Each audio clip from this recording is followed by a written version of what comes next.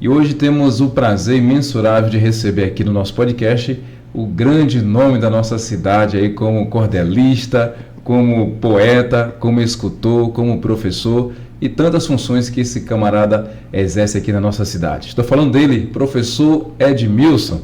Seja muito bem-vindo à nossa humilde entrevista, nossa humilde residência, vou falar assim, e no nosso podcast.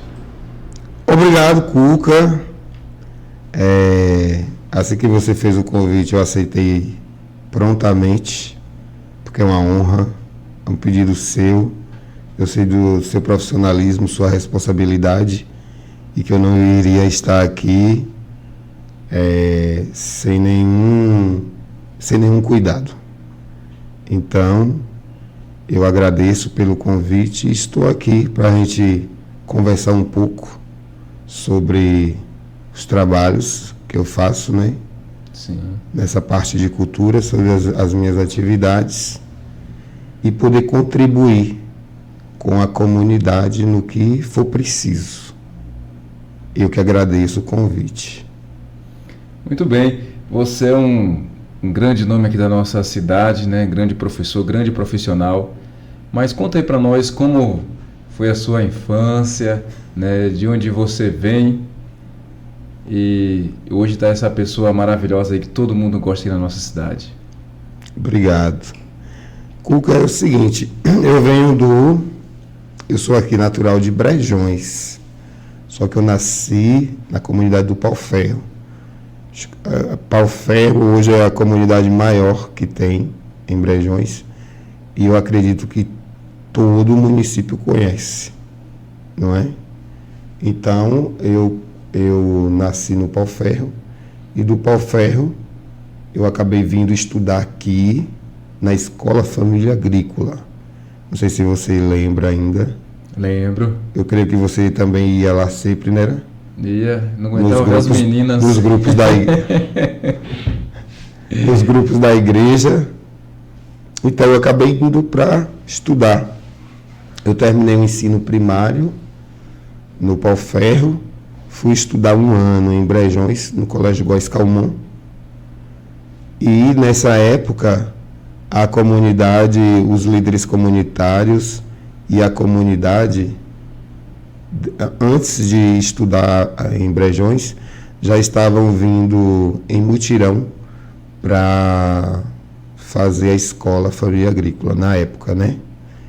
Então, inclusive eu participei de alguns mutirões que na época era liderado pelo Padre Lucas, e eu acabei me seduzindo pelo projeto da escola, e a comunidade foi quem me nomeou, eu e um outro colega meu, para irmos estudar na EFA. Eu terminei a 5ª série no Góes Calmon, mas não quis continuar. Me transferi no ensino fundamental para a EFA aqui, do quilômetro 100. Minha vida no quilômetro 100 começou aqui, a partir da EFA, não é? Nossa. Que é uma escola de pedagogia de alternância, que é uma pedagogia, se eu não me engano, de Paulo Freire, que você fica 15 dias na escola e 15 dias na sua casa.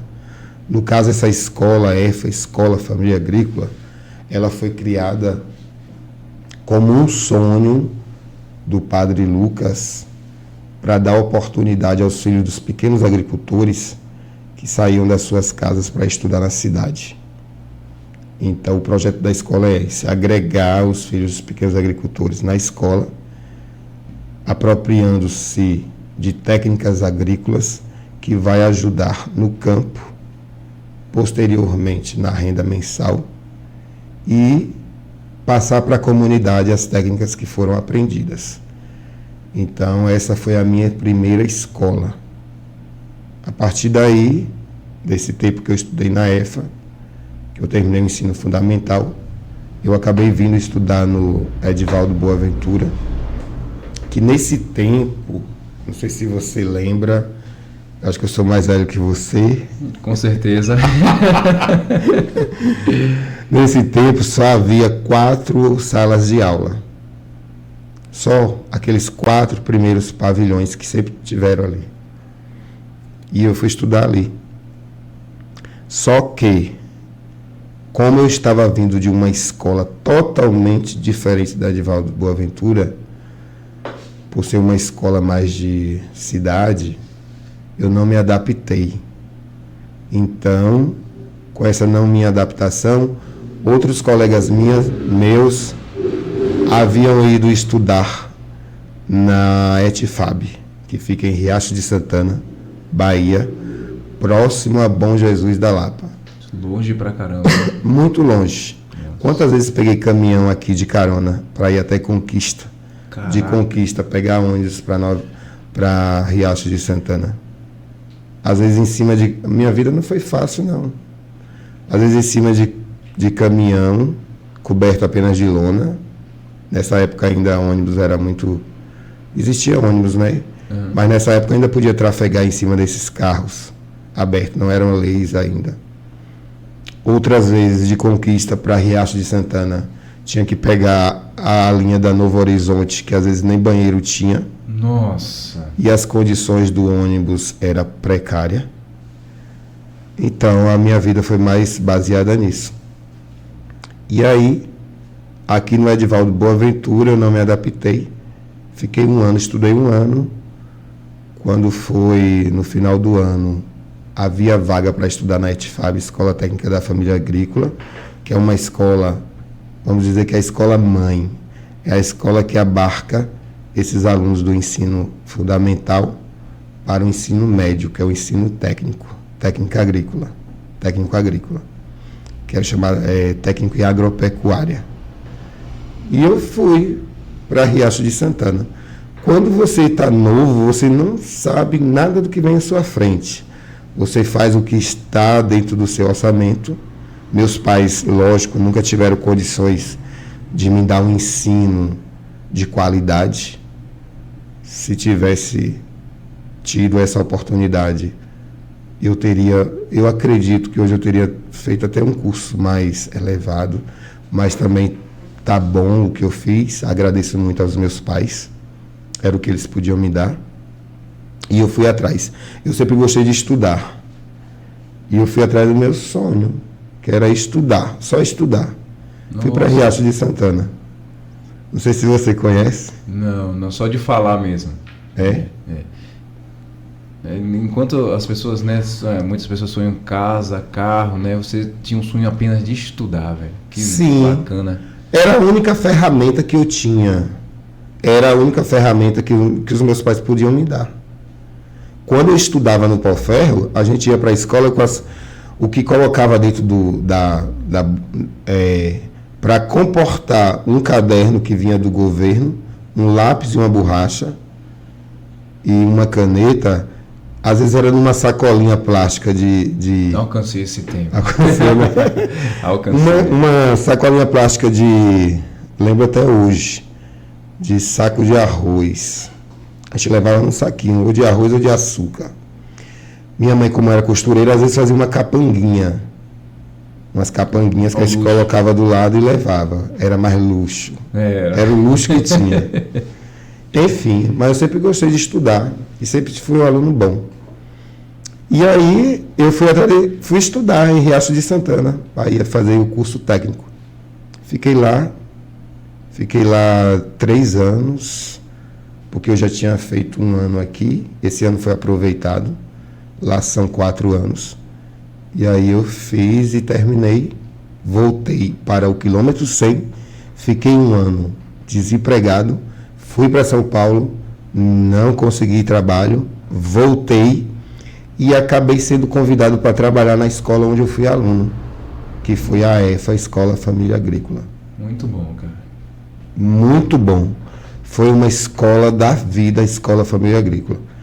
Ali eu aprendi disciplina, convivência em grupo, responsabilidade, trabalho e a minha vida religiosa também. Como era uma escola gerida mais por pessoas da Igreja Católica, que era o padre Lucas e a irmã Sunta na época, então a gente teve uma catequese muito voltada à religião católica. uma catequese boa, não é? Respeito muito as outras religiões. Se eu não fizesse isso, eu nem professor não seria. Então, respeito humanitariamente, mas aqui me deixa mais à vontade. Eles deixaram um grande legado aqui na nossa região, né? Padre Lucas, Irmã Assunta, né? Até hoje as pessoas sentem saudades deles, né? Sim. Bacana. Lembro que a Irmã Assunta, ela fazia trabalho com as meninas lá, de bordado. Então, e esses trabalhos eram sempre expostos lá. A gente tinha na nossa parte também, às vezes, na disciplina de artes, que era uma professora que morava no sertão também, chamada Lisete. Eu acho que muita gente aqui do SEM conheceu o seu Antônio Baiano, eu acho que conheceu Lisete de Antero, e tinha Antero também. Pessoas muito bondosas. E Lisete era muito prendada, então eu aprendi muita artes, coisas de pintura com Lisete. E como eu gosto de artes, essas coisas sempre ficou em minha cabeça. Quando eu faço algo que eu gosto, não sai nunca, fica ali eternizada. É tanto que, por exemplo, eu faço balaio até hoje. Balaio, panacum, que o povo chama panacum, nossa, que põe no jegue, sabe o que é? Talinho do jegue. Eu faço e eu aprendi na EFA. Por conta de quem? De uma aula que teve prática e convidaram aqui eu esqueci o nome, seu Manezinho Balaieiro, parece. Ele morava aqui na rua abaixo do Ranulfo. Ah, conheci demais. Onde a casa hoje quem mora é Adriano Leal. Acho que era ali a casa dele. Então eu aprendi, ele ensinou as técnicas de fazer o balaio, tanto que eu não sei se foi ele que já aprendeu de outras pessoas, que ele falava que tinha uma perna, o balaio é construído com 6 pernas, uma perna chamada perna falsa. Olha quem disse isso? Seu Manuel. Então você coloca 3 fileiras, 3 em cima de 3, e coloca uma perna. Porque se for fazer a costura do balaio ali, a trançagem com 6 pernas, uma sempre vai ficar de fora. Então tem que colocar uma para fazer ímpar e nunca par. É chamada perna falsa. Eu nunca sabia disso. Incrível. E toda vez que eu ensino os meus alunos, eu passo o mesmo ensinamento. E eles aprendem. Já fiz aqui na biblioteca uma aula de artes, umas cestas de jornal, porque a gente não tinha material também, né? E já fiz na escola, já fiz na EJA. Ultimamente fiz uma cesta, pegando o cipó ali ao lado da escola da Roberto Santos, uma cesta para fazer, para pegar as verduras da horta escolar que a gente fez. Interessante, cara. Então a EFA foi a abertura de tudo hoje que eu sei e faço. A EFA foi quem me deu essa abertura, esse leque tanto de informações como de aprendizado também, para me apropriar das artes que eu faço. Cara, e ali na EFA era diversas atividades, né, envolvendo tanto a parte do letramento, né, a parte teórica e quanto a parte prática também, né, que eu creio que fazia bastante diferença comparado ao que muito se vê hoje na própria educação, onde se vê muita teoria e a prática é bem resumida, né? Sim, a EFA ali até porque a intenção da EFA era também de fazer alunos que eles pudessem ter sua capacidade de trabalhar no seu campo com as técnicas agrícolas que ela ensinava. Então era uma escola técnica também. Além dessa disciplina, ela tinha as teorias e práticas. Eu acho que é como a escola de Santa Inês também hoje. Só que a EFA, por ser um porte menor, ela também, os recursos que tem também são menores. Mas mesmo assim a gente aprendia. Na EFA tinha atividades de apicultura, que é a criação de abelhas, suinocultura de porco, avicultura de galinhas e até de cunicultura, que é de coelho também, já teve. As pessoas Legal. aqui sempre iriam lá visitar, conhecer. Além disso, tinha manejos do solo, como cuidar do solo, adubação do solo, adubação verde, compostagem, podas, jardinagem, horticultura, como cuidar da horta, hortas caseiras, comerciais, industriais. A gente aprendia essas técnicas todas nas disciplinas específicas, que era agricultura ou engenharia rural ou administração rural, que eram mais disciplinas técnicas ou zootecnia. Essas disciplinas nos davam mais subsídio para aprender essas técnicas, e essas técnicas a gente aplicava ou em casa, com a família, na nossa casa, ou então com a comunidade. Quem ganhava? Todos. Porque a comunidade gostava de aprender, a gente gostava de aprender e repassar para a comunidade. Então a EFA foi quem me deu este leque de informações, esse leque de cultural. Interessante. E os produtos, de que produziam ali, né, tanto na questão, né, das hortas, os próprios animais em si, onde se destinavam? Eles eram vendidos aqui na feira, ou como é que funcionava o sistema? Cuca, ali, a produção de suinocultura, de avicultura, que eram as galinhas e os coelhos, eram às vezes abatidos para consumo na escola e outras vezes eram vendidos aqui na feira. Então sempre tinha uma turma responsável todo domingo para fazer essa venda. E esse dinheiro era pego e feito, usado no próprio espaço para melhorar a qualidade dos animais e da criação. Na compra de ração, na compra de milho, fazer ninhos para a postura das galinhas, enfim. Era mais voltado para isso. Compra de sementes para a horta. Mas tudo que a gente fazia era voltado para a escola. E a comunidade ficava agradecida por isso. Mas chegou um tempo que a escola passou por momentos difíceis e teve que fechar. Hoje é um centro de recuperação, mas não deixa de ter aquela memória afetiva de antes, até pelos moradores aqui do quilômetro 100. Verdade, que até hoje tem um pessoal que costuma chamar de EFA, né, quando se retrata, hoje é chamado de Fazenda da Esperança, mas geralmente muitas pessoas ainda se apegam ao nome EFA, né, que se retrata, né, essa boa memória desse tempo. E eu lembro também que vinham jovens de outras localidades, não apenas aqui de Brejões. Sim. Né? Mas vinha de outras cidades também. Sim, não tinha esse município escalado para abarcar esses alunos. Era qualquer município, mas tinha que ter essa característica de ser filho de pequeno agricultor.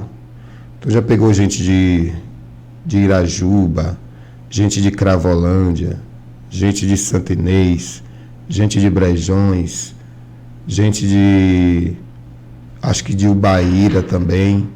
Então, de muitas cidades circunvizinhas aqui, já pegou alunos que estudaram na EFA. É tanto que, às vezes, na feira, eu gosto muito de ir à feira aqui, aos domingos. Não é só para comer meu pastelzinho, meu caldo de cana. Que é bom demais. É para rever os amigos. Quantos ex-alunos eu encontro aqui? E, de repente, é uma surpresa. Então, essa feira, ela é muito comunicativa, expressiva, tem muita gente, não é só gente de fora, gente diferente, são pessoas, amigos que estudaram aqui, e é sempre bom revê-los. Podemos dizer, né, que essa feira é um verdadeiro patrimônio cultural nosso. Sim. Né? É famosa em diversos lugares por aí, e é uma feira que tem de tudo. Sim. Né? E produtos aqui mesmo da região. E durante esse período mesmo da pandemia, a gente teve essa expansão, né, de tantos pequenos produtores aqui da nossa região, com a sua barraquinha na feira, trazendo seus produtos, e foi aquela festa, aquela alegria, assim, não pelo fato da pandemia, mas pelas pessoas terem oportunidade de vender o seu produto, Sei. gerar o capital dentro da nossa cidade. né? Que interessante. É como no tempo da EFA, né? Da Escola Família Agrícola, que o que era produzido lá também era compartilhado na venda aqui, na vendagem aqui da feira. E é interessante você poder consumir algo que é da própria terra. É onde vem, como você falava, do ensino da prática, teoria e prática, né? De ensinar você a fazer o plantio adequado, a colher adequadamente. Muitos hoje produtores tiveram essas experiências, mesmo que passado por familiares, amigos, mas alguém passou essa informação, esse ensinamento. E olha a questão do ensinar e aprender, né? A questão que transforma a mente, transforma a sociedade. E como você falava, todo mundo ganha. Sim. Né? Quando você fala também nessa questão, né, de encontrar os amigos, muitos também daqueles tempos, né? Quantas memórias no encontro desse aí de poucos minutos, mas quantas memórias vocês não revigoram, né? Isso fortalece o elo de amizade, né? E o próprio processo cultural. A memória afetiva, né? Isso, é bacana. Hélio, você também é um professor estourado aí na região, né? Também por ser um cara super carismático, um cara alegre, espontâneo, né? Que, como a gente fala assim, você chega assim de um jeito diferente, você consegue trazer alegria também para nós, né? Tanto no seu modo de ensinar, no seu jeito de ensinar, quanto também através dos seus versos, seus poemas, seus cordéis. Sim. Fala aí para nós aí essa história, né? Como começou também essa história de Edmilson poeta, poeta, cordelista. Conta aí para nós. Ô Cuca, essa história de cordel, primeiro eu vou explicar a vocês o seguinte: os meus textos cordelistas eu chamo de cordel. Tem gente que diverge, porque a característica do cordel, ele tem uma característica própria. É um gênero textual que ele tem a sua vestimenta, sabe? São versos com 7 sílabas poéticas, não é? São versos de 4 estrofes, são estrofes de 4 versos, estrofes de 6, de 7, de 8, de 9 e 10. São as características do cordel. Eu chamo os meus textos de cordel porque hoje o cordel, ele não... Há quem escreva dentro desse corpo e há quem escreva contemporâneo. Porque a poesia hoje, ela é livre. Ela não é dentro mais daquela métrica que existia antes. Você pode escrever a poesia livre. E os meus textos, por ser um texto dentro da característica de 7 versos, eu considero como cordel, mas um cordel contemporâneo. É igual a música raiz, o sertanejo raiz. Por exemplo, Eita. Tunico e Tinoco é um sertanejo raiz. Mas se eu te digo assim, Luan Santana é raiz? Não. Mas está dentro do sertanejo? Sim. Está. Então, os meus textos eu considero cordéis por isso. Se fosse assim, Braulio também não tinha textos cordelistas. Ele não era chamado de cordelista, porque ele não está dentro da métrica também do corpo do cordel, do gênero textual cordel. Só para explicar, Sim. Primeira mão, tá? Mas assim, eu sou uma pessoa que eu sempre gostei de escrever. Sempre gostei. Sou uma pessoa que estou sempre pensando. Minha mente está sempre ativa, não é? Acho que é por isso que eu tenho ansiedade hoje. Sou muito ansioso, tomo remédio hoje para controlar a ansiedade, inclusive sair até da sala de aula, porque aquele espaço fechado, rotineiro, estava me deixando afoito. Eu não estava conseguindo dar aula. Mas, enfim, é um caso à parte. Mas essa história do cordel é por isso, porque eu sempre gostei de escrever. Meus textos na escola, quando eu estudava, eram textos excelentes, só tirava uma nota máxima.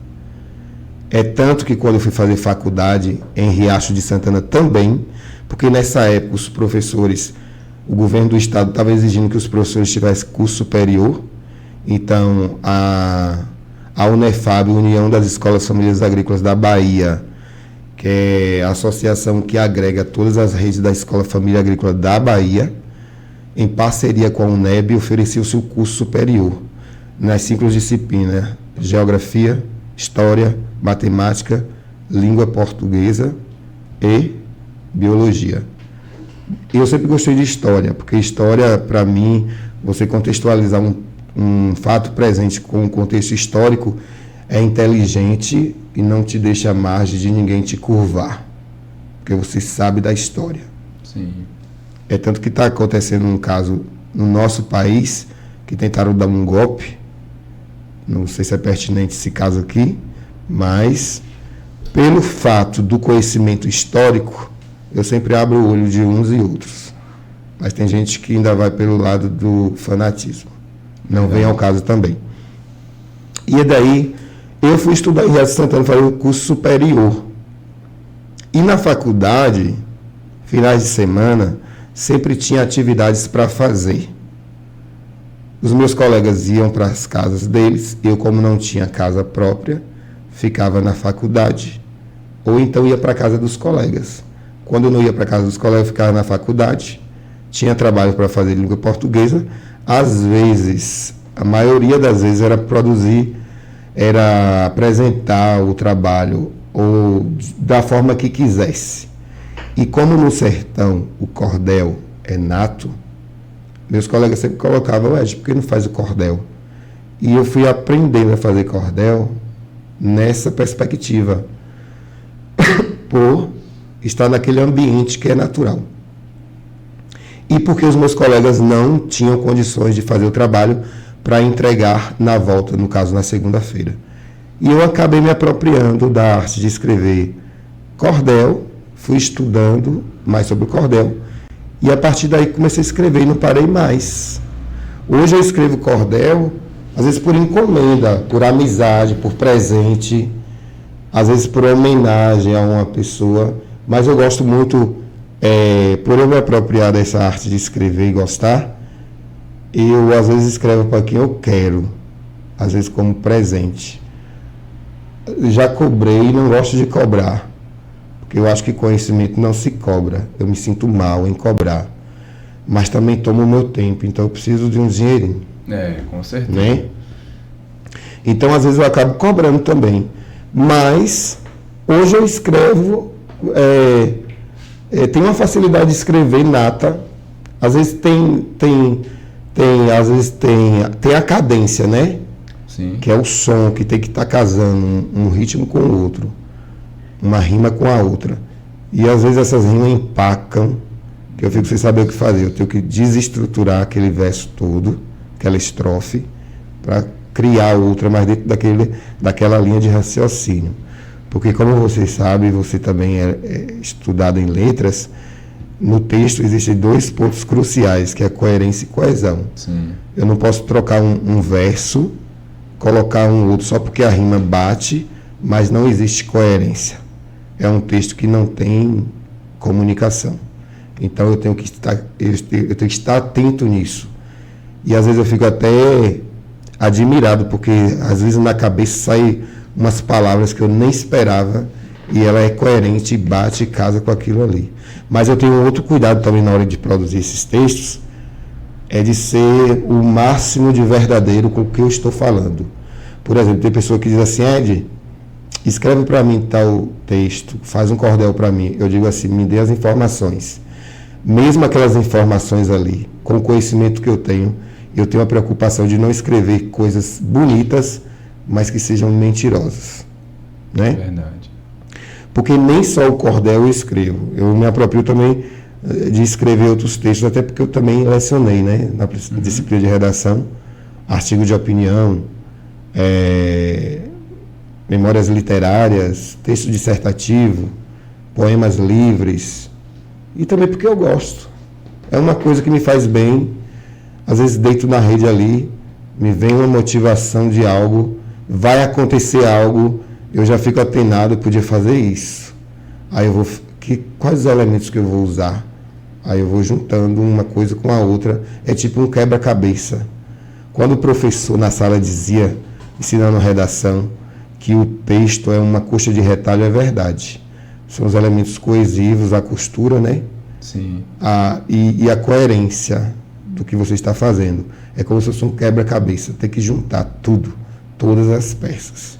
E no final, faz coerência, né? E a própria coesão do início da primeira palavra que você usou até o final.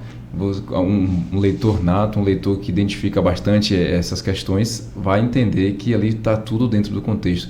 Como dizia um professor meu, está conexo. Do contrário, está desconexo. Falava isso aí. Por aí. Eu, quando dava aula, eu sempre assim, para motivar os meus alunos, e na disciplina, fosse um artigo de opinião, fosse uma memória literária, fosse um poema de cordel, para motivar o meu aluno, eu geralmente fazia em casa e na sala, para falar da técnica e na teoria e prática, eu tinha que mostrar um que eu tinha feito. Surtia muito efeito. Porque, por exemplo, era igual na EFA. Se eu tivesse apenas teoria, como é que eu iria aprender hoje o que eu sei? Sim. O conhecimento só se vem com a prática, não adianta a teoria. Os dois se casam. Então, eu, como professor, esse talento que eu tenho, essa veia artística que eu tenho, me ajuda nem só como professor, mas no trabalho que eu exerço. Por exemplo, hoje eu trabalho fazendo uma orientação na horta escolar da escola Roberto Santos. Hoje eu sou vice-diretor lá, diretor eleito, não é? Pela comunidade, o que eu agradeço, fico muito feliz também. Então, tudo que eu aprendi, as práticas que eu aprendi na Escola Família Agrícola, que é uma escola orgânica, não trabalha com produtos tóxicos, eu levo hoje para o que eu faço hoje na horta escolar da escola e na parte de paisagismos da escola também, que é na parte do jardim. Então, se não tiver teoria e prática, não existe um casamento. Com certeza. Vai ter uma dissociação ali no futuro, ou já tem imediatamente. Eu gosto dessa coisa de teoria e prática. Isso me ajudou muito na minha profissão e para escrever também. Eu tenho que ser o máximo de fidelidade, eu tenho que ter o máximo de fidelidade do que eu vou escrever. Seja cordel, seja uma narrativa, seja um poema, seja lá o que for, uma memória literária, um artigo de opinião, qualquer gênero textual. Se você não for fiel, aquilo ali não vai ter entendimento, não vai ter comunicação. Então, interessante demais quando você fala a questão da teoria e da prática, né? Você falava bem aí da questão da horta escolar. Você, mais do que ninguém, você está no convívio ali com os alunos, você vê a felicidade, a espontaneidade dos alunos e também a participação deles quando eles estão lá envolvidos com a horta. Você vê que é diferente de um aluno que fica ali sentado na sua cadeira, ouvindo o professor ser o detentor do conhecimento, como muitos professores ainda lecionam dessa maneira. Você vê essa diferença, né? E vê que você já traz também lá dos tempos da EFA, a questão da teoria e da prática, né? E hoje, professor Ed, poeta Ed, nós vemos com pouca frequência essa questão, né? Essa questão da prática, da teoria e da prática. Hoje ainda se tem muitos profissionais, né, que vivem naquele tradicionalismo, né, como a gente falava aqui, da questão de ser o detentor do conhecimento e não querer a opinião do aluno. E, na verdade, numa rede de ensino, dentro da sala de aula, tem que haver essa troca de conhecimentos, né? Pois o senhor é professor, eu sou professor também de formação, mas nós vivemos sempre aprendendo. E quantas vezes nós aprendemos com o aluno, com a experiência que ele traz de casa, com a cultura, com a sua cultura, que todos nós vivemos uma cultura diferente, né? Recebemos influências de nossos antepassados. O senhor falava aqui anteriormente da sua descendência indígena também, negro, indígena, português. Sim. Então, quando formos olhar no fundo das raízes, todos nós viemos lá da descendência indígena também, não é? E quantos ensinamentos nós carregamos que pertencem a essa miscigenação. Sim. E nesse processo aí de ensino-aprendizagem, de teoria e prática, de troca de conhecimento, faz a diferença da sociedade hoje. E a EFA trouxe esse grande leque que o senhor nos falava aqui. E hoje nós percebemos que há essa necessidade também hoje, não é? Hoje você, como poeta, cordelista e tantas mais funções que você desempenha, Quantas memórias e quantas emoções você transmite através do seu trabalho, através da sua escrita? Sim. Essa questão de, por exemplo, hoje eu sou, essa questão de teoria e prática, acho que, como eu te falei, a gente tem que ser verdadeiro. Sim. Por exemplo, hoje eu trabalho na Roberto Santos, na vice-direção, e trabalho também com horta escolar e jardinagem, atendendo a Estela Dias e a Roberto Santos. E eu vejo o quanto os alunos, por serem daquele território ali, eles gostam. Eles gostam de ver a semente germinar, eles gostam de ver a semente desenvolver e depois desfrutar daquilo ali. Tudo ali é baseado numa técnica. O que é que eu faço? Se vai precisar de técnica, eu vou à sala, explico aos alunos, depois eu vou para o campo ensinar. Nossa. Isso é gratificante para eles. E além de estimular o aluno a mais tarde ele fazer uma horta em casa, para o consumo da família, ou ele também repassar ou ter experiência para passar para outra pessoa. Você vê que hoje estamos passando por um tempo turbulento, que são as mudanças climáticas, devido a quê? A exploração dos recursos naturais sem ter um cuidado. Então a natureza, ela leva um tempo para dar essa resposta. E esse tempo, infelizmente, a gente está chegando. Trabalhar com horta escolar, trabalhar com paisagismo dentro da escola, é fazer esses alunos voltarem a esse nicho natural ao qual fazemos parte, que é a natureza.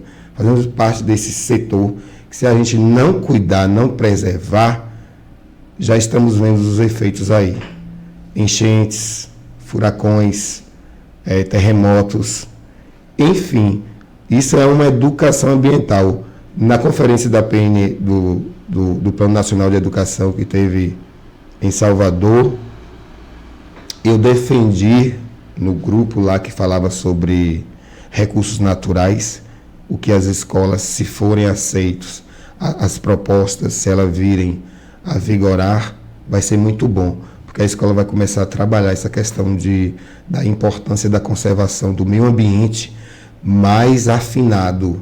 Na EF a gente já trabalhava isso. É por isso que umas vezes eu falei, no meu sítio, eu não tinha colocado uma cerca ainda, e protesto os vizinhos que façam isso. Por quê? Aquela cerca ali foi uma árvore retirada. Consequentemente, aquela árvore vai deixar de chamar a chuva. Sabe? Eu fico triste com isso.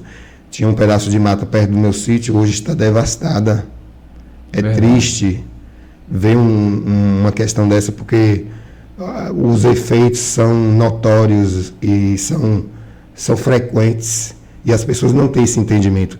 Então, essas políticas públicas voltadas ao meio ambiente, à escola, se essas leis, essas propostas forem sancionadas realmente, vai ser muito bom. Mas a gente já trabalhava na EFA, e hoje o que eu faço na escola é isso. E lá na conferência, nesse grupo, eu trouxe essa questão, já por trabalhar na escola, de um profissional técnico que pudesse fazer esse trabalho dentro da escola de trabalhos de conservação do meio ambiente, com práticas que viessem a agregar tanto a exploração para o comércio, como também para subsistência, mas que não afete o meio ambiente. Entendeu? Entendi. Então essas teorias e práticas devem existir em todo o setor. Isso é interessante demais, né? Precisamos que mais pessoas, né, mais profissionais, não só da educação, mas profissionais públicos, vamos dizer assim, prefeitos, vereadores, a comunidade em si, porque tem que ser um conjunto, não se pode trabalhar individual, né? Que todas as pessoas comprem essa ideia, né? Que é uma ideia que, não vou comprar essa ideia não, porque não vai me beneficiar financeiramente, né? Muitos pensam assim. Mas a gente tem que pensar, né, no bem-estar geral da nação.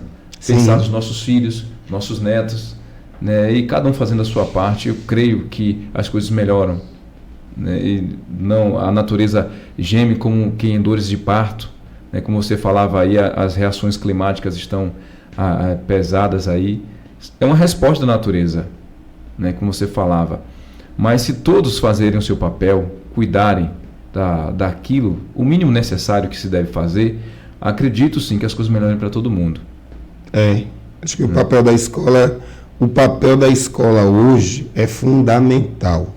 Não só a escola, como você falou, é uma rede. Então o comércio tem que se envolver, os agricultores têm que se envolver, ter palestras de consciência, porque se não tiver essa educação, a coisa já vai acelerar mais ainda. Então a gente vê que tivemos um período bom de chuvas, mas esse ano já tivemos uma extensão de estiagem muito grande, que eu acho que afeta no desenvolvimento da colheita do café, porque alguns frutos desenvolvem e outros não. E isso vai gerar um desastre na economia local. E para o agricultor que sobrevive daquilo ali, principalmente. Recentemente tivemos aí um período, né, de sol muito quente, sem chuva, né, mas um clima pesado, que as plantações mesmo aqui estavam deteriorando. Inclusive um pé de alface não estávamos encontrando, justamente pelo clima. Que isso é consequência, né, do ser humano, isso é consequência da passividade. Sim. Em diversas situações e atividades. Mas que se todos colaborassem, né, tudo era diferente. Exatamente, Cuca. E uma coisa que eu acho assim grave também nessa questão essa falta de educação ambiental é que as pessoas na exploração dos recursos naturais, elas não têm essa noção que esse recurso pode acabar. Isso. As pessoas, por exemplo, acham que o problema da seca é abrir um poço artesiano. Você pode abrir um poço, você pode ter água, mas aquele lençol freático pode secar. Verdade. Imagine tantos buracos abertos, lençóis freáticos secos. Qual é o lençol que vai dirigir-se para um rio? Vai secar. Seca o rio, a agricultura próxima ao rio não vai ter água para molhação. E aí, vai esperar a água da chuva. E eu acho que a educação ambiental é necessária também. Essas práticas hoje são assim latentes dentro da escola. E ter uma disciplina hoje é fundamental que fale sobre educação ambiental. Se a gente não educa o jovem de hoje, vai ficar como os adultos de hoje. Com certeza. Que acha que Deus vai mandar, e se Deus não mandar é castigo. Não é assim. Não é assim. Eu aprendi, graças a Deus, na EFA. Então, o que eu puder repassar, eu repasso. Então, nem só como escritor, às vezes meus cordéis também são cordéis críticos, que fazem essa crítica. Às vezes são cordéis que eu ponho na rede social gravado, outros às vezes escritos. Mas sempre são cordéis voltados aos temas que a sociedade está mais ligados ou desligado e precisa se ligar. Entendeu? E eu aprendi tudo isso vindo dessa escola Família Agrícola, escola de Riacho de Santana, lá no sertão, um lugar maravilhoso. Hoje eu entendo porque os poetas falam muito do sertão. Além do sertanejo, eu tinha uma visão do sertanejo como um cabra valente. Esse cabra da peste que o povo fala, não é um cabra valente a esse ponto, mas são pessoas também sistemáticas, não é? Cada lugar tem a sua característica, tem o seu povo. São pessoas generosas, pessoas boas, acolhedoras e artistas também. Tem muitos artistas. E eu hoje entendo porque poetas tipo Gonzaguinha, que tem muito forró que fala do sertão, e outros mais, Elba Ramalho, Zé Ramalho, sabe? Sim. Porque são pessoas fantásticas. São pessoas que convivem com a seca milenar. São conhecimentos milenares. Embora tomar uma pinguinha, eles gostam de uma cachaçinha. Eita! Sabe? Você chega num bar assim, você vê pessoas tomando uma cachaçinha seca assim, você acha que é um agricultorzinho. Não é não. Ali é um fazendeiro. Ali é um comerciante forte, porque é cultural. Eu acho fantástico. Incrível. A cultura sertaneja. Eles sobrevivem daquele espaço ali, convivendo com uma seca extensa, mas eles fazem a coleta de frutos, eles armazenam, eles cuidam das vacas para ter leite. Eu ficava assim entusiasmado, porque a condição de vida de um sertanejo que morava ali numa casa simples é muito mais do que aqui, que é um lugar que chove mais, que é um lugar que produz mais frutos. Eu não entendia, eu acabei entendendo por essa questão deles saberem conviver harmonicamente com a seca.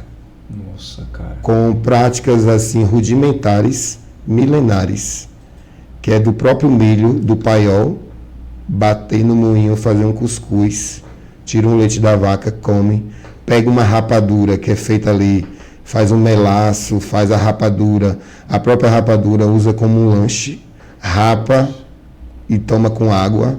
Se for fazer isso aqui vai dar diabetes. Com certeza. Mas para eles lá é muito normal. Então são coisas assim fantásticas. Eu sou apaixonado pelo sertanejo. Caramba. E me sinto um também, um caburé sertanejo. Caburé retado. E por você falar em caburé sertanejo, eu me recordei agora de uma filmagem que você fez de um dos seus cordéis.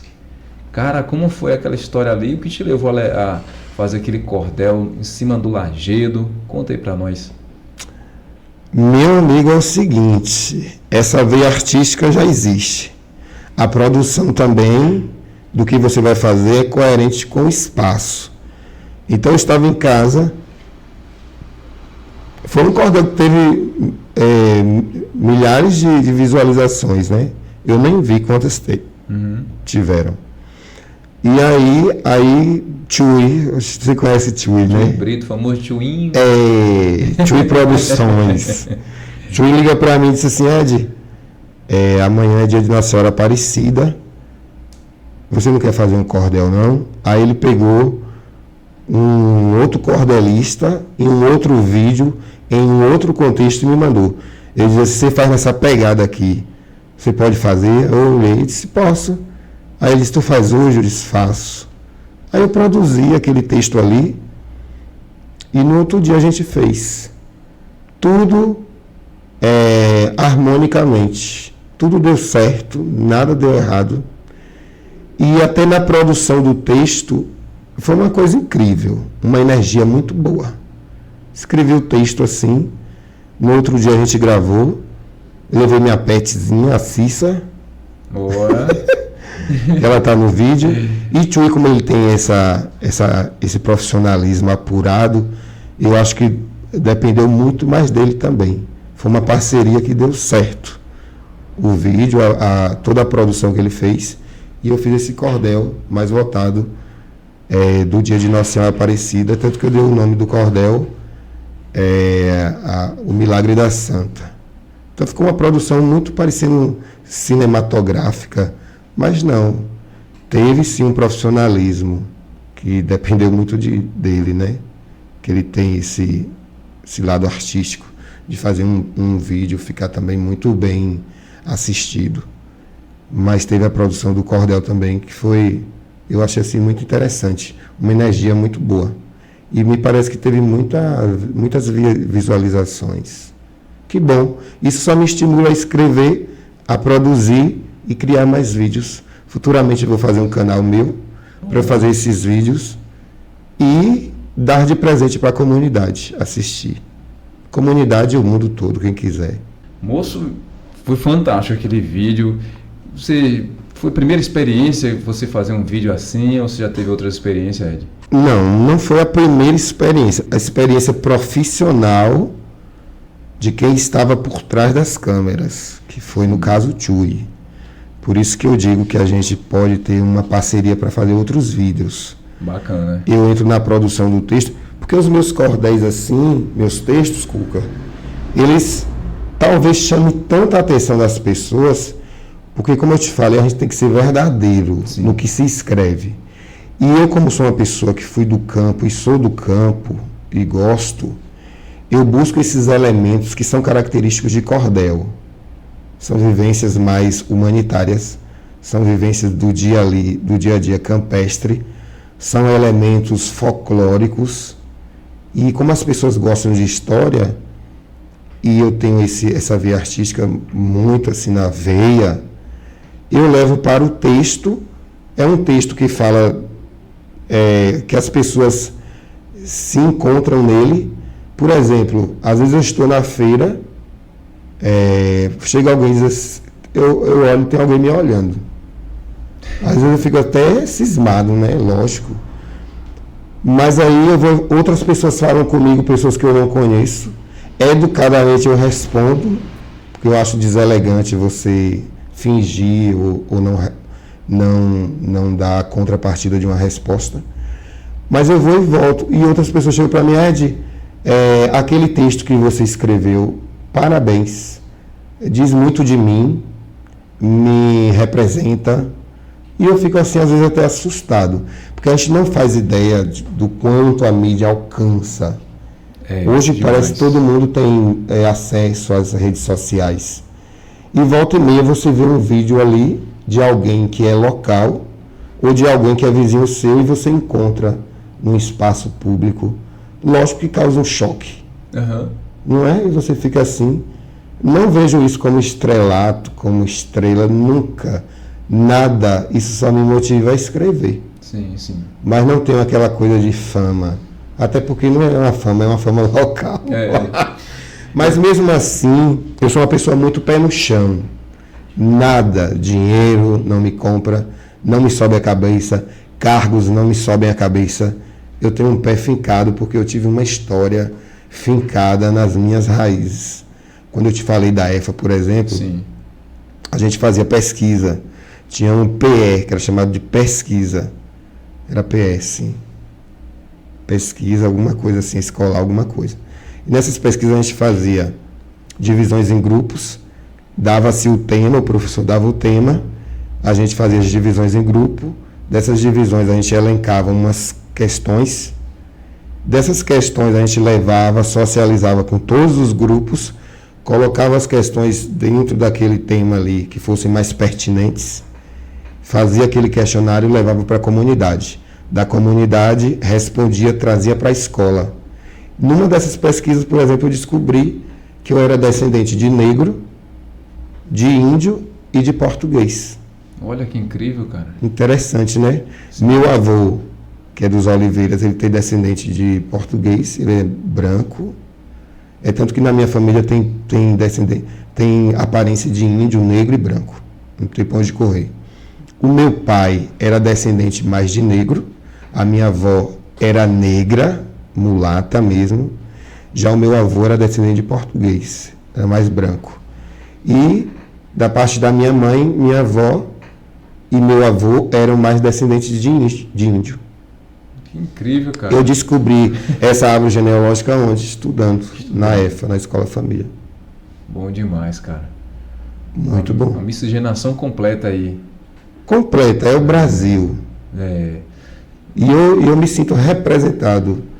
Hoje, por exemplo, é uma pauta para mim defender esses povos, tanto o negro como o índio. O branco nem tanto. Quem sofre o racismo hoje são mais os negros e indígenas, né? Você vê o descaso que houve com os Yanomamis em Roraima, né? Lá que quase extinguia, foi uma perversidade que tudo indica que foi um descaso público. Então isso é inadmissível. Muito triste. E hoje você vê os preconceitos que ocorrem, tanto estrutural como diretamente, por conta de cor. Eu acho que o que vale mais é sua alma, o seu interior, do que uma cor de pele, uma estrutura de cabelo, aquilo outro. E hoje é pauta para mim, tanto na sociedade como se um dia eu tiver a oportunidade de voltar a uma sala de aula de novo. Que hoje eu não volto mais porque eu acabei tendo crises de ansiedade que me levou a afastar da sala de aula. Porque, por exemplo, eu estou aqui agora, mas esse espaço fechado me dá um certo desconforto, sabe? Isso é ansiedade. Queria muito ter assim a sua calma, que fala assim espontaneamente, despreocupado, mas não. Eu falo, mas com vontade de terminar a fala. Eu imagino, como você fala da ansiedade, é o mal do século, né? A ansiedade. Muitos professores, educadores, eles desenvolveram essa ansiedade, né? E é algo assim que é muito, muito complicado de se levar, né? Quando na sua fala aqui eu lembro muito que eu tenho uma cunhada também que ela tem ansiedade e às vezes ela fica bastante ansiosa assim. Às vezes as pessoas não compreendem, né, o termo, né, ansiedade. Pensa que como você falava aqui no nosso bate-papo, quero logo fazer aquela viagem, quero antecipar aqui, no caso da entrevista, quero que chegue amanhã para fazer a entrevista. Cara, isso não é nada, né? Ansiedade é você que tem mais autonomia para falar sobre o assunto, né? Esclarece aí para a galera aí. É um assunto que para mim é desconfortável falar, porque não é fácil, mas é uma pauta também que a gente pode estar discutindo, né? Sim, sim. Porque, como você fala, na questão da sua cunhada, né? Sim. Tem pessoas que vê como uma coisa simples, ou eu costumo dizer doença de rico, né? Tipo uma gripe, não é. A ansiedade, ela tem um estágio dela que pode chegar a uma esquizofrenia, que você tem imaginações que do imaginário você acha que é real, e se você não tratar, ela te leva para uma depressão, e dessa depressão pode te ocasionar efeitos piores. Então, essa ansiedade que as pessoas têm, por exemplo, eu vou viajar amanhã, eu preciso acordar às 6 horas, aí eu não durmo, aí eu levanto o tempo todo, aí, enfim, eu fico inquieto. Essa ansiedade é normal, é saudável, sabe? Eu digo saudável em termos da proporção que ela pode tomar. Saudável por esse ponto, porque nada disso é saudável. Mas é uma coisa que te alerta, né? Essa daí eu posso dizer que é saudável, mas aquela ansiedade que você tem palpitação no peito, que você sente uma falta de ar de repente, que sua mente, você vai dormir, são pensamentos aleatórios, sem parar na sua cabeça, você não desliga o corpo, você tem sono, mas não consegue dormir. Isso é um problema mental já. Você tem que partir para um psiquiatra, para um médico especialista. Hoje eu vou, por exemplo, no CAPS, o povo me acha que eu estou doido. É a primeira impressão, né, que as pessoas têm. É a primeira impressão e que fica. Mas eu não me importo. Porque eu sofri muito com ansiedade e com depressão. A depressão só veio no final. Eu estava depressivo. Os sintomas da ansiedade é algo assim que você não consegue nem conversar com ninguém. Porque se você for falar com alguém, vai dizer que você está louco. Sabe? Nossa. É um sintoma muito assim, maluco mesmo. Mas se você não procurar um especialista, você vai passar mal. Então, se você começou a ter crises, dormência nas mãos, dormência no lado do corpo que sobe, calafrios, suor, sudorese, né? Frio, são sintomas de ansiedade. E se você não procurar um médico, você vai passar a ter crises, que a pressão sobe, você acha que vai morrer e você fica em pânico. Eu cheguei ao estado de pânico, sabe? Você está dentro da sua casa, alguém bater na porta e você ficar lá dentro, acuado, com medo de você ouvir vozes de alguém lhe chamando e você vai lá e não é ninguém. Tudo sintomas da ansiedade aguda. Nossa. E eu, graças a Deus, fui ao médico, fui medicado, o remédio e atividade física me ajudou muito. Atividade física, porque eu já fui atleta, também já joguei bola. Sim. Recebi uma canelada que dói até hoje. Me tirou do campo, mas isso me salvou, me trouxe à vida. Eu achava que eu era uma pessoa infeliz. Eu não tinha felicidade, eu era assim, estava nervoso com tudo e todos, não queria. Até hoje, tem gente que me acha que eu sou individualista.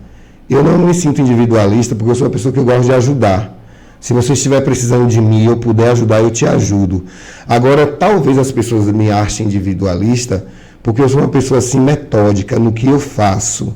Se eu estou fazendo aquilo ali, eu acho que vai ficar legal.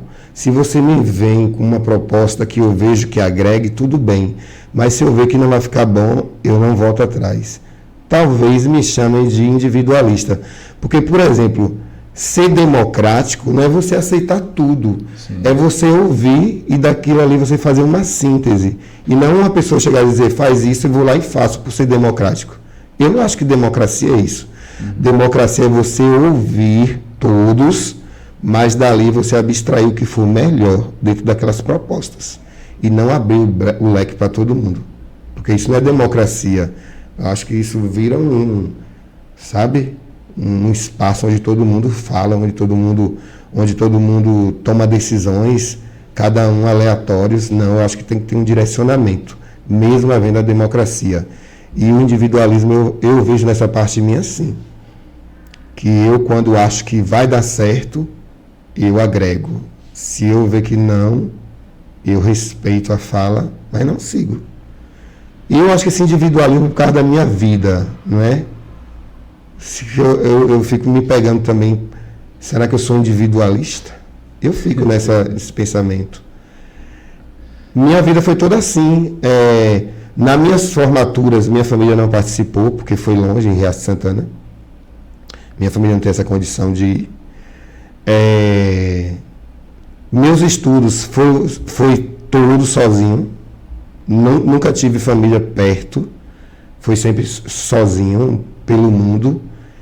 Então, eu acho que o fato de viver só é sempre pensando eu e o travesseiro. Então, eu acho que por isso, às vezes, eu fico me questionando, será que eu sou individualista? Mas eu vou e volto, eu ajudo. Se precisar de mim, eu ajudo. Eu não tenho essa comigo, não, porque eu sou professor, porque eu sou vice-diretor, eu não posso pegar numa enxada, numa vassoura. Se precisar, eu pego, não tem essa comigo, não. E porque eu sou individualista? Né? É uma incógnita, né? Agora tem a questão também, né, que nós que somos artistas, né, eu me considero também do mundo da arte, nós temos uma coisa peculiar que as outras pessoas não têm, é o perfeccionismo. Quando você pensa num projeto, você pensa no projeto do início, do rabisco, até o ponto final. Exatamente. E ali já está tudo dentro do seu cronograma. Se um rabiscozinho for fora do seu cronograma, ali deixa você inquieto, incomoda. E talvez isso as pessoas achem que você seja individualista, ou nós artistas somos individualistas, mas não é. É o perfeccionismo. Que eu não sei você, mas eu mesmo quando faço algo, mesmo que eu faça bem feito como eu quis, eu ainda acho que falta algo para ficar melhor. Sim, e eu vou atrás desse melhor. Com certeza. É uma coisa inquietante, porque a arte não ela é estática, ela te mexe por inteiro, né? Como você falou, ela grita, né? Vem gritando por dentro, assim. Sim. Enquanto você não consegue chegar ao êxtase. Exatamente. Você trabalha com as emoções. Você não faz nada só na técnica. Não. Existem as emoções ali também, que você expõe. Se não tiver essa motivação, essa emoção, eu acho que não vai causar no outro também efeito nenhum. Com certeza. É assim que você faz na sala de aula, é assim que você faz na horta, é assim que você faz num poema, no cordel, é assim também que se faz na escultura, né? Na vida, é assim que eu faço na cozinha, é assim que eu faço em casa quando eu digo, hoje eu vou fazer faxina, hoje é meu dia. Esse dia eu não vou atender ninguém, porque não é mais nem pela ansiedade, nem o pânico. É porque eu quero esse dia para mim. Eu gosto disso, dessa liberdade. Sou muito feliz hoje com o meu trabalho, com a minha vida. Sou muito feliz, muito satisfeito. Não é? E o que eu puder ajudar a comunidade, eu estou sempre disposto. Eu nunca neguei. Às vezes até me dou mal por isso. Porque pensando em ajudar, às vezes tem gente cretina também, que às vezes abusa de sua bondade. Isso me deixa triste, mas também tem aquela coisa, eu não volto a servir mais. Tem isso comigo também. Eu sou bom, mas tem medidas. Mas gosto da liberdade de ajudar, por liberdade. E é isso que torna você uma pessoa diferenciada, né? Existem tantas pessoas comuns, pessoas iguais, né? Pessoas que fazem todo dia metodologicamente a mesma coisa e não muda, né? Existem pessoas como você que faz o diferencial, que no pouco que você chega, que você fala, que você faz a diferença. Não precisa fazer muito, né? Como muitas pessoas fazem questão de se expor, né? De se mostrar, de dizer eu estou aqui. Você chega humildemente, dá o seu talento e faz a diferença. Sim, eu parto do princípio assim na sociedade, Cuca, que todos nós somos iguais. Essa questão do preconceito, essa coisa toda, isso é uma coisa de gente mal resolvida, né? Mal amada, de gente infeliz. Com certeza. Então eu parto do princípio que todos somos iguais, independente do seu estado social ou de beleza, isso, aquilo, outro. Eu olho a pessoa como humano, com o olhar que Deus veria e não o do julgamento do outro. Acho que, sei lá, se as pessoas pensassem mais no próximo, como a si mesmo, eu acho que o mundo era mais diferente. Com certeza, né? Até porque, né, a pedagogia de Cristo é o amor, né? O amor a todos, independentemente de etnia, de cor, de raça, né, de qualquer situação, é o amor. Temos que amar. Se as pessoas se amassem mais, como você falou aí, e como nós falamos aqui, como é a pedagogia do próprio Cristo, o mundo seria diferente. O mundo seria mais humano, pessoas não passavam fome, pessoas menos ambicioso. Menos ambicioso, capitalista. Sim. E todos se ajudavam, todos faziam questão de promover o outro. Com certeza. É esse mundo que a gente almeja e corre Com atrás. certeza. Então, grande Ed, prazer receber você aqui nesse podcast, nesse espaço que é nosso, né? Prazer também em ter você como colega de trabalho, como amigo. A gente já se conhece há bastante tempo, né? Já aprendi muito com você também, já vi vocês expandir o seu trabalho, a sua arte por aí, dizer foi Ed que fez. Cara, é gratificante demais ter você como artista da nossa região. Admiro muito o seu trabalho, seus poemas, cordéis. Ainda me recordo de um cordel que você fez, posso dizer assim, um cordel que você fez a respeito da festa de Santo Antônio. Lembro. Quando eu e minha esposa éramos casal festeiro. Lembro. E aí foi um desafio muito grande. Nossa, e verdadeiras as palavras como você fala, do início ao fim, não tem como você ler, tanto que teve pessoas de fora que compraram o seu cordel. Eu não pude fugir da realidade ali, de jeito... Já não fujo, não podia mesmo. Eram informações que deveriam existir. E como rimar? Aí vem o desafio. Eita, nossa. Mas saiu, graças a Deus. Graças a Deus. Eu que agradeço, Cuca. Precisando de mim, eu venho aqui, sempre que for necessário, dar essa voz para a comunidade, pelo podcast Serrana. Também é um projeto que você fez muito legal, porque você vai dar voz a vários artistas, e nem só artistas, né? Sim. Várias figuras aqui da comunidade que precisa ser vista, conhecida, porque tenho certeza que muita gente não sabia muito de minha vida. Hoje vai saber um pouco da minha vida. Mas estou muito grato, tá? Muito bem. Qual o recado que você deixa aí para o pessoal de casa, aquele artista que de repente está se descobrindo hoje? Primeiramente, como eu falei aqui, a gente não vai produzir nada sem antes ter um estalo, né? A motivação, eu costumo dizer que a motivação é a engrenagem, é a mola mestra de tudo. Você não faz nada sem motivação. Quando você encontra algo que te eleva, aí você vai e cria. E para você criar, você tem que ter as emoções. Exponha as suas emoções. Faça com prazer. Não faça por obrigação. Faça por prazer. Se for para vender, não tenha aquelas intenções de preços altos. Se for por alegria, exponha sua alegria, que você vai fazer uma bela obra de arte. Seja lá que arte for, seja em produção textual, seja uma escultura, seja um artesanato. Tudo que você fazer tem que ter amor, até cozinhar. Se você não tiver amor, capricho, se você não casar os temperos, não vai dar gosto. Então faça com gosto, faça com prazer e não por obrigação. É isso aí. Senhoras e senhores, Ed Poeta.